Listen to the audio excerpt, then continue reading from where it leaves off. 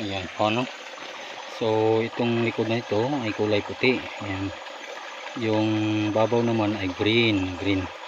So ito, ngayon ilulubog natin sa tubig. Ayan. So angatin natin ito. Ito ay basa yung ibabaw. Subalit yung likod ay walang bakas ng tubig. So hindi talaga ito kayang mabasa, ano? Talagang hindi mababasa, ano? Yung ito ay tinamaan po ito kanina ng kuhanin natin.